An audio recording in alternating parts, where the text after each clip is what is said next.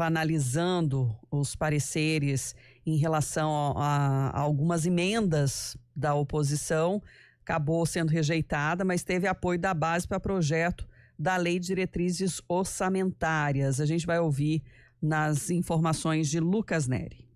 A proposta de Lei de Diretrizes Orçamentárias de 2026, enviada pela Prefeitura de Campinas, foi aprovada em primeira votação na Câmara Municipal nesta segunda-feira. O texto passou com ampla maioria dos votos dos vereadores aliados ao prefeito Dário Saad, do Republicanos, e sem qualquer alteração sugerida pela oposição. A LDO é o instrumento que define as prioridades e metas da administração para o ano seguinte. Por lei, a Prefeitura precisa encaminhar esse planejamento ao Legislativo, que pode propor emendas, ou seja, mudanças ou acréscimos ao projeto original. No entanto, nenhuma das emendas apresentadas por vereadores da oposição foi sequer levada ao plenário. Elas foram barradas ainda na Comissão de Constituição e Legalidade, que tem maioria formada por parlamentares da base governista. Entre as propostas rejeitadas estavam as do vereador Wagner Romão, do PT. Infelizmente, a gente tem a Comissão de Constituição e Legalidade que deveria analisar as propostas de emenda pela sua legalidade, né? Hoje, inclusive, é a votação sobre esse tema, sobre a legalidade das propostas que estão colocadas, e na segunda votação se analisa o mérito das propostas, né? Nenhuma das propostas que a gente apresentou tem qualquer conflito de legalidade.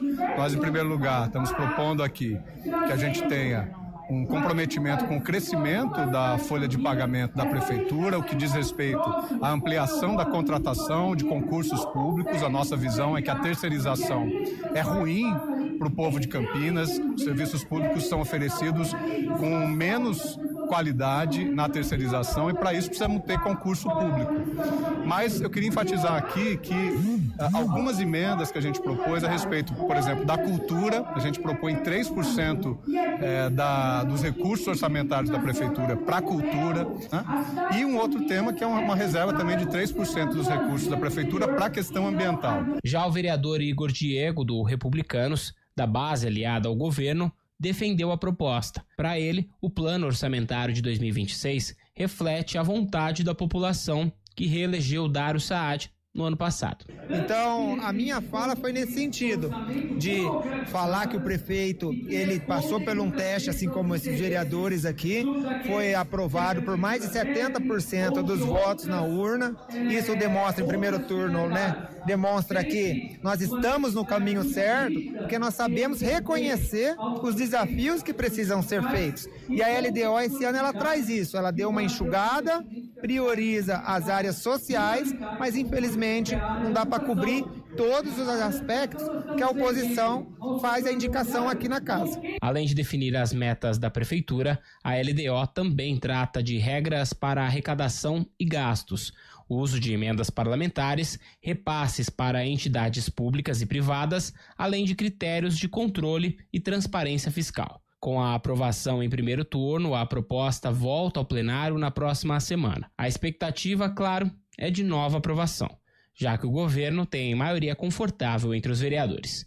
De Campinas, Lucas Neri.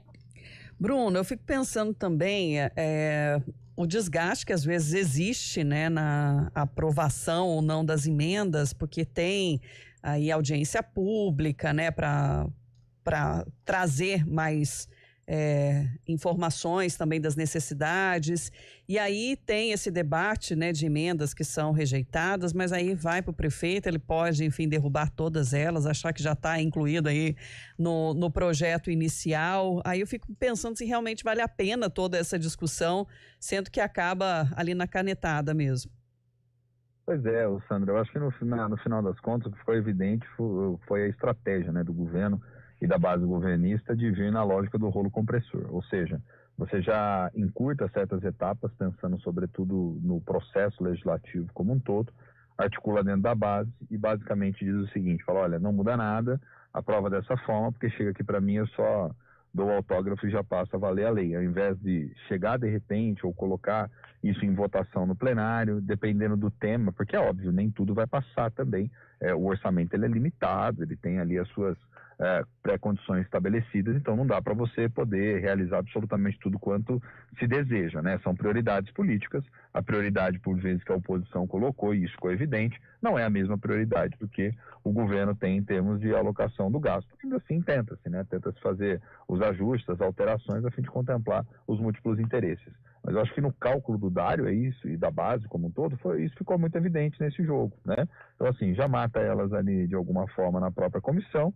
Isso evita que você ainda gaste tempo no plenário com possibilidade desse assunto, dependendo da forma como a própria oposição insira isso no debate público, gere desgastes, né, para que o governo tenha que justificar o porquê não está levando em consideração, abafa isso logo na comissão, passa ali depois pelo plenário, já que tem maioria garantida, chega nas mãos do governo, chancela e o orçamento já passa a valer da forma como ele está previamente estruturado, né? Eu acho que a oposição faz essa mobilização, geralmente quando a gente olha até para dentro desse universo das audiências públicas, isso se torna muito evidente, porque há um desejo cada vez mais intenso das oposições, de maneira geral, que estimulam ali a população para poder participar, no intuito de tentar modificar.